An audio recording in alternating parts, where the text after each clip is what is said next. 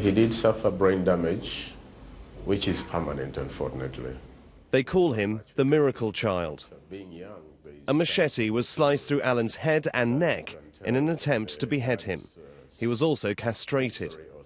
The work of witch doctors, attempting child sacrifice. you see this where the cut was. There is a bone missing here. The 9-year-old's mutilated body was found just a mile from his home. It was a month before he woke from a coma. Doctors are surprised Alan survived, but he will need a lifetime of emotional and physical therapy.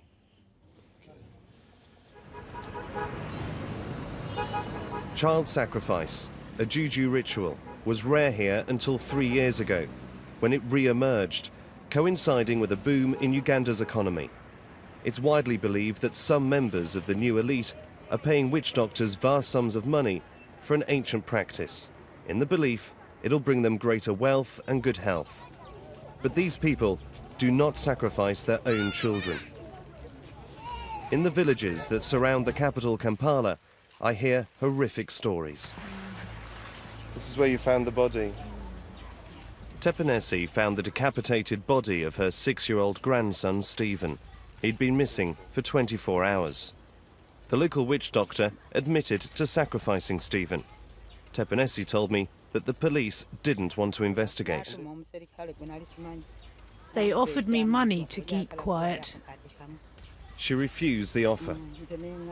Uganda has a child sacrifice police task force, but families complain of corruption and slow investigations.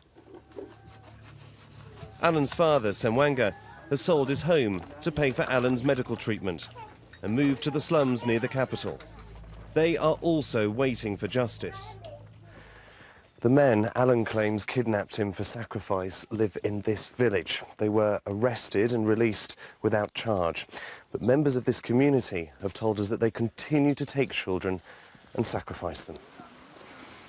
Posing as businessmen, we asked around for a witch doctor who could bring success to our local construction project. We were introduced to this man, Awali.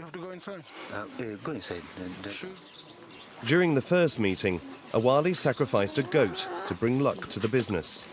A few days later, we were invited back to his shrine to discuss what he regards as the most powerful spell, child sacrifice. There are 2 ways of doing this. We can bury the child alive on your construction site, or we cut the child and put their blood in a bottle of spiritual medicine. If it's a male, the whole head is cut off, and his genitals. We will dig a hole at your construction site and bury the feet and the hands and put them all together in the hole. Alan, do you recognize this man? Awali. And is he one of the men that took you, Alan?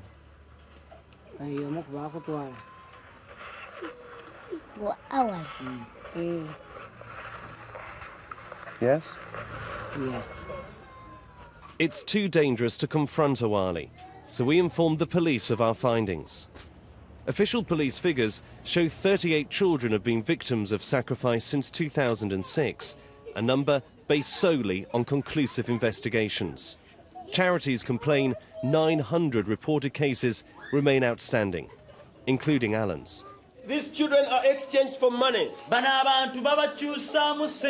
children are slaughtered with such brutality and human circumstances. In the last year, there have been more victims of child sacrifice from Alan's parish than the official number for the entire country.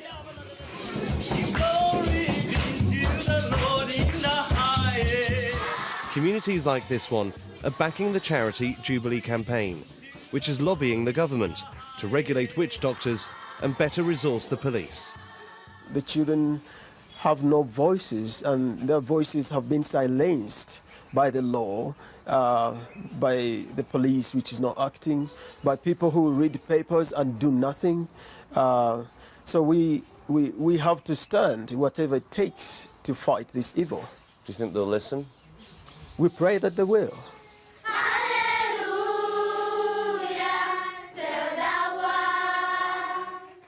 No one from the Ugandan government agreed to do an interview. The police deny inaction and corruption.